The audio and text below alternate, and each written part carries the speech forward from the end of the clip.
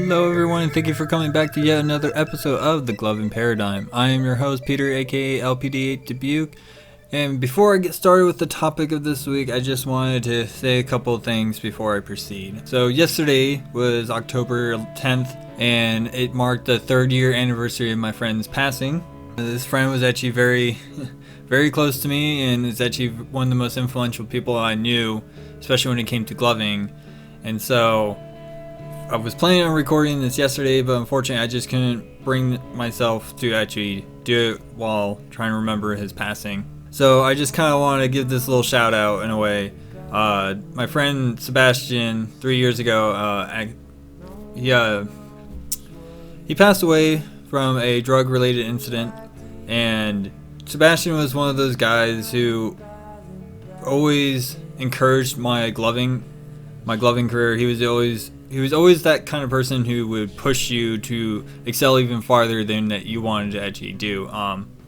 He wouldn't let you quit something so easily unless you had a very good reason to.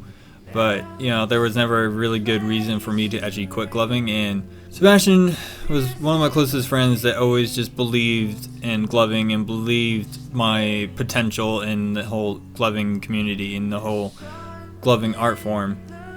So you're probably noticing that the music that I normally play is not being played. The music I'm choosing for this episode, I'm actually playing in a memorial to him and his influence on my gloving career and how much he's actually impacted my gloving career. So the music that I've chosen today is just something to kind of mark the occasion and kind of dedicate everything I've done so far in gloving to him, as well as other people who've really helped me and influenced my life when it came to gloving especially. So this is to you, Sebastian. I really hope that you're doing much better than you were before everything happened. But enough of that.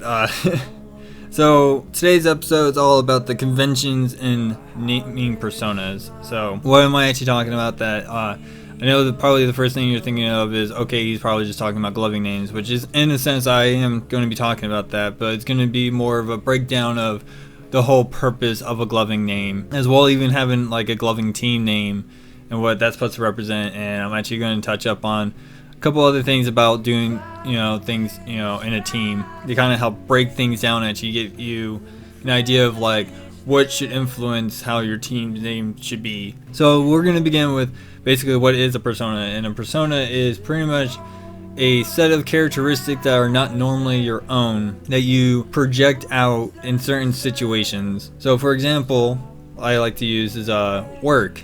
Any form of occupation that you're doing, especially let's just say like retail or the food service industry, you have to have this persona for your customers. It's supposed to be very professional and have strong etiquette and supposed to be friendly and all these other characteristics that people want you to have while you're working. That is a work persona. That is a persona that you have to take on in order to fulfill the requirements of your job.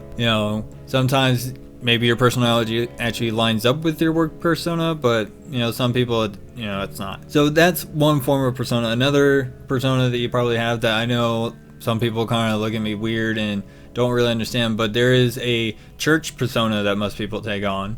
Not really going to delve into it much, but that's just another example. You're not doing the same things you're doing on Sunday that you would be doing any other day of the week, basically. So those are like examples I can think of that are pretty easy to understand when it comes to the definition of persona. So how are you going to relate this into gloving? So we do have a very well-known glover in the gloving community known as Mez.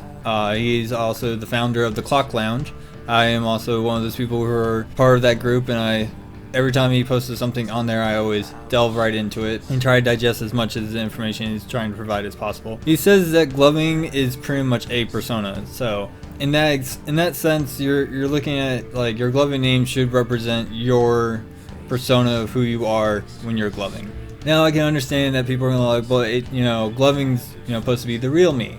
And I totally understand that. But let me kind of give you some bearings here when it comes to just a persona in general. So there was this documentary I watched, and it was about a festival that they have go on in like Costa Rica, if I remember correctly. That if I remember the name, I think it was Envisioned. I can't really remember off the top of my head, but there was this mantra that a lot of people were telling the person who was doing the documentary was, don't be yourself, yet be yourself. And she wasn't really understanding what people were trying to convey to her, which I think I figured it out. So there's the don't be you paradox, as I like to refer to it as. The don't be you part is don't be the part that you project yourself to society. So your everyday normal quote unquote self. And what do I mean by normal is I'm using the definition of everything is appearing to your liking, and that's putting yourself in society's shoes. You're projecting yourself of how society sees fit. You're supposed to be a very well respected citizen of the community. You're supposed to do your part to help out the community, blah blah blah blah blah. That is the everyday normal quote unquote you that you project out. And then there's the be you part, which is to be the essentially real you, the you that you don't get to show everybody all the time, and pretty much the person who you really are behind closed doors, essentially.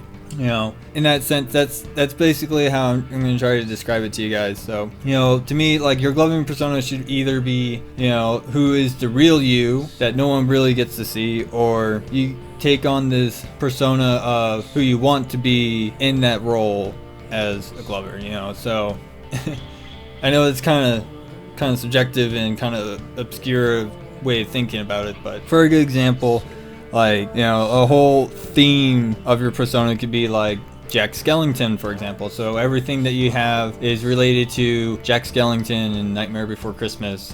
So you have like a Jack Skellington hat, you wear a shirt that has Jack Skellington's face on it, your gloves have, skeletal printings on them, so, it looks like your hands are skeleton hands, and all this whole thing to, take on characteristics that are not actually your own to provide a new projection of yourself to people, if that makes sense. A lot of street performers do this, a lot of magicians do it, things like that.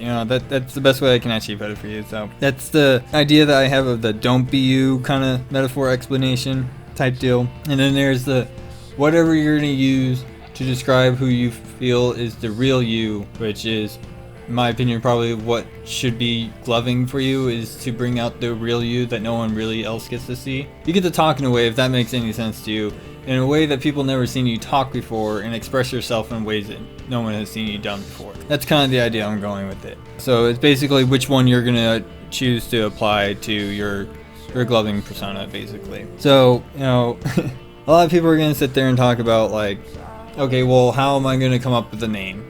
And I have plenty of ideas for names. Now, traditionally, at least from my own experience of being, over 8 years in the gloving scene and doing gloving, I've seen the whole evolution of how gloving names kind of go. Traditionally, I would say, is that the gloving name has to be given to you, which, is kind of a generic tradition that a lot of cultures and things actually take on, is that it has to be given to you. You have to earn, kind of like that whole birthright or rite of passage type deal. You have to earn your name type deal.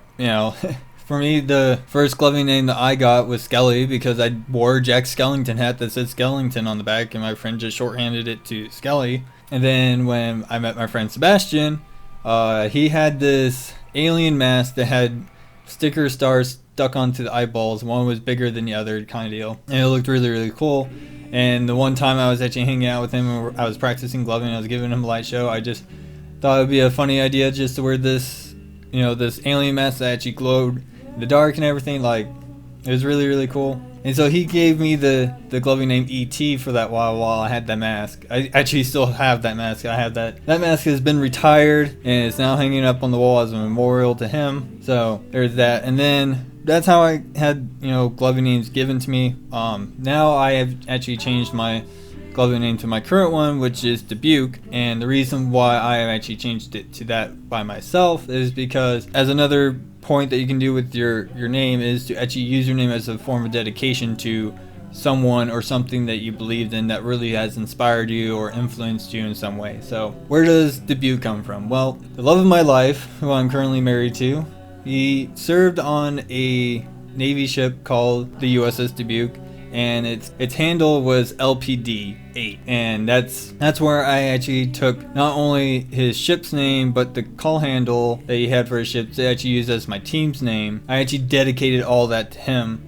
because of how much he's impacted my life and how much he's influenced my life. Also, that it also didn't hurt that he actually had hats from his Navy years that actually have LPD 8 on it and Dubuque on it, so kind of saved myself a few bucks on merchandising for myself. But yeah, so using your name as a dedication, it could be totally that.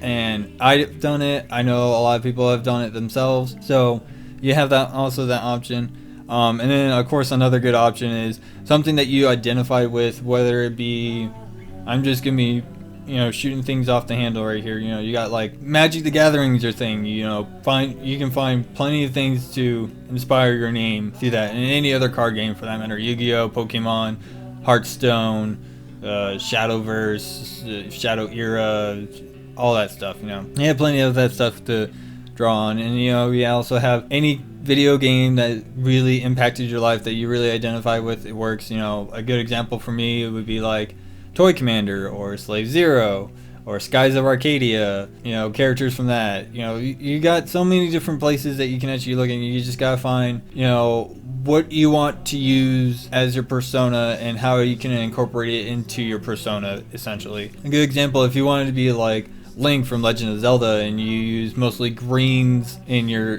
glove sets, then there's the whole theme that goes with the whole persona of being Link. Now, of course, that's not also counting like getting costumes and wearing Link costumes or anything like that, but basically you catch my drift. Though those are just ideas of how you can find names. I wouldn't be disingenuous to actually assist people trying to come up with really cool names. I can help you look into certain areas where you want to look into, help you find a name. And you can even do like crazier things where you look up translations of words that really mean something to you and use that as your glover's name. Something simple, you can even go something super deep. It all really depends on where you want to go. So you got your glover's name, it's your persona. You found your little niche in the whole gloving scheme, and now you feel like you feel like you want to be part of a team. So, you can definitely do tryouts when teams are actually hosting tryouts. I know there's sometimes they'll host tryouts online. So if you're not part of the Glover's Lounge or the Art of Gloving, I highly, highly suggest getting your happy butts over there and getting all connected on that. If you are having difficulty with that, please let me know. I would definitely give you a helping hand and try to get you in there, because I am a type of person who, instead of sitting where I am now in the small little town of Carlsbad, New Mexico, I am actually trying to put myself out there and offer my advice and, as much of my experience can allow me to help newer glovers actually break into the scene and get themselves really started, because, again, this is one of my heavily loved passions, and I would never want to see it die. I want to see it keep growing, and this is the best way I can do it with the means that I have. So you can always do tryouts. You gotta figure out what they're looking for and try to work on that if that's what you want to do. Another very simple way is to make your own team. And I know, as much as people say it's super easy to make your own team, and it's not as easy as one would come to think. Instead of just saying, hey, I just made my own team and I'm the only member, I feel like having at least 3 members, including yourself, is a good way to start. That's how I started my team of LPD, or Lunar Phantom Drones. I had myself and my younger brother and a good close friend of mine who wanted to get into gloving. That's how we started. And I'm a seasoned veteran, and then you have my younger brother who's now a seasoned veteran, and then you have my friend who's now also a very well seasoned veteran. And when it comes to naming your teams, you gotta find something that works for everyone. A good example would be like, what commonalities do you all share that can be a showcase for your team? Like, if you're really liquidy, and that's like all your guys' favorite thing to do is do a lot of liquid stuff. It could be, if this hasn't been taken already, I'm sure it already has, but you got liquid masters or liquid puppets, or something that involves liquid. You can be like aqua actresses, or whatever. If you're more tutting stuff, whatever commonalities you can actually use as a way to showcase for your team, because that's what you guys all really, really enjoy. It makes sense to actually have a team that's dedicated to that, right? And again, when it comes to dedications, you can either dedicate it to a person who has influenced all of you, or a philosophy that you all live by. You have like move on beat, which is a philosophy in a sense that you're continuously moving to the beat. You got like puppet masters, where their philosophy, essentially is to make it look like you're a puppet master, dealing with a puppet. If you look at it in that kind of example, or you can pretty much do what me and my team did, and I was like, I really, really want our team's acronym to be LPD, and everyone was like, yeah, that's totally cool, let's do it. And then we had to sit down and figure out, okay, what does L and P and D mean for our team? And we came to the conclusion of lunar phantom drones, because one, I actually like the word drones, and I feel like our gloving style is very droney. In essence, it's very it's very hypnotic, and best way me and my friends were actually able to describe it was droney, kind of like how drone music is. That's pretty much how we came up with that. So like with lunar, it just made sense because we do a lot of gloving at night, because that's the way our prowess actually shows is through just being nice and dark and only seeing the lights. And then phantom is because you have like flash images of the person who's giving you the light show up every now and then, so it's kind of like the whole phantom apparition type deal where you're fading in and out of the existence of the material plane. So that's where we came up with lunar phantom drones. And again, the whole dedication for my team's name was because that was the call sign for my husband's ship was LPD, and we kind of went with the whole consensus of having numbers for ourselves, because it's kind of like if we ever wanted to be part of the competitive scene, what better way to have your team to actually be like any sports team? Because if you wanted to be a sports team, then why not use numbers? That's just my thought process. So of course my number is 8. My younger brother is, if I remember correctly, he chose 2, and my friend Dustin chose 6. So we have those numbers. Granted, it's kind of weird that we're all even numbers, but that's essentially where I'm trying to get with that. But yeah, that's kind of how we came up with forming our team names and forming a team. I just feel like if you have a minimum of 3 people, including yourself, you can start a team like that. Just easy as that, right? However, there are some notable practices for your team building in my experience. So first of all, you gotta set up a practice, plan a whole routine for your team. So it's like once a week or maybe once every 2 weeks, you guys all meet up, get together, talk team business, whether, if you guys are planning on like going to some festivals, you guys see which team members are going, or, if you guys are doing competitions, again, see which team members are going, see about your guys' budget, everything like that, right? But once you actually get that kind of business out of the way, then it's just like, where do you go from there? Well, first of all, everyone should be using practice gloves and kind of practicing and, just kind of having all these kind of conversations of like new moves and see, what new move that people have come up with that they want to teach everyone. A good example of that is like having like a signature move that's not each individual, but more of a signature move that anyone can recognize that's from your team. Granted, I haven't done that with my teammates, but that they all kind of took one signature move that I always like doing, and they kind of they do it to a certain point, but they also kind of make it their own as well. So if there is like a one move that my team does, we have it, but it's not like an official thing. It was just kind of something I taught them as they were getting better at gloving. So, teaching each other a new move is always good. A very interesting practice I did when we're, always meeting up. We were always meeting up every Saturday. I would go and help my mom with, with stuff, and then we'd be at her house hanging out for about good 2-3 hours before we all go home. And it would just be us practicing. What I liked doing a lot was actually doing a performance from each of them, including myself, and then we would review it on a bigger screen, and then if they saw something that they really liked that I did, or if I saw something that I really liked that they did, we would play it back over and over again and kind of slow it down to actually kind of like see how they were able to execute it. That way they were like, hey, this was really, really cool. You got to keep trying this one out. They can actually practice by reviewing their performances, and seeing how they actually came up with a new move without even like thinking about it, and then getting that move into their catalog, so on and so forth. That's, to me, it's always it's always really good practice, because not only are you putting yourself into the habit of performing to someone, but you're also performing to a camera, and you get this whole review critique from your team members, and ideas from everybody when everybody's watching on a much bigger screen so everyone can see it. So that's always something I definitely admonish you guys doing, is to, record performances and review it right there and then.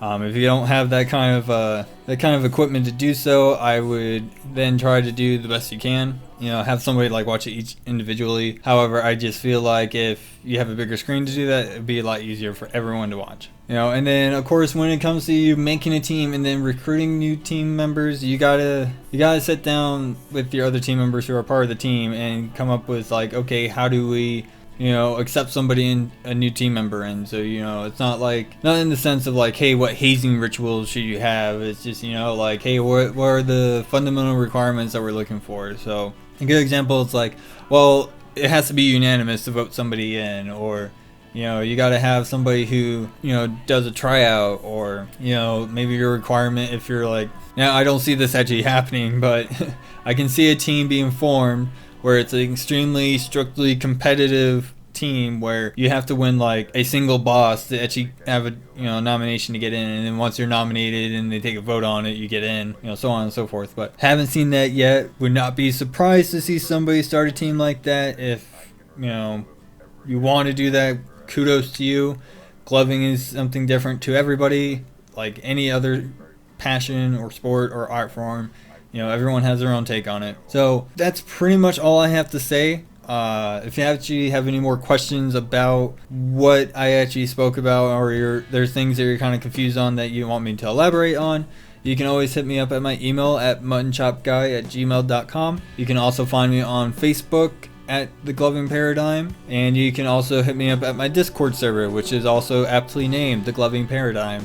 I'm always hoping that I'm getting more and more people in there. And I know when I first started this, you guys were expecting me to start, bringing in your feedback and talking about your guys' feedback. However, this is officially the last pre-recorded episode before I actually started posting all of these. I just wanted to get these first 5 out of the way, so I actually had, enough content to carry me through. So yeah, that is all. Once again, I dedicate not only my entire podcast, but I definitely dedicate this episode to my good old friend Sebastian. He is a very good friend of mine that passed away 3 years ago. If it wasn't for him, I wouldn't have the inspiration to actually push myself to do this podcast. And I'll certainly say, yesterday when I was remembering and mourning for my friend's loss of my dear friend, it actually gave me the motivation to really actually push myself to get these episodes done and really actually get myself put out there for this podcast. So I hope you guys have been enjoying the content so far, and I hope that you guys have been giving me really good feedback, because I want to make this podcast very, very good for everybody. I want to provide everything that I can to my listeners, and I want to really succeed in not only helping new glovers really get themselves broken into this whole art form, but to really find their place in gloving that makes them extremely happy. So that is all for this week. Next week, I'm not entirely sure what I'm going to be trying to do for next week's episode. So I'm going to just leave that as a surprise for everyone. But other than that, I am your host, Peter, aka LPD8 Dubuque, and I'll see you guys all next week.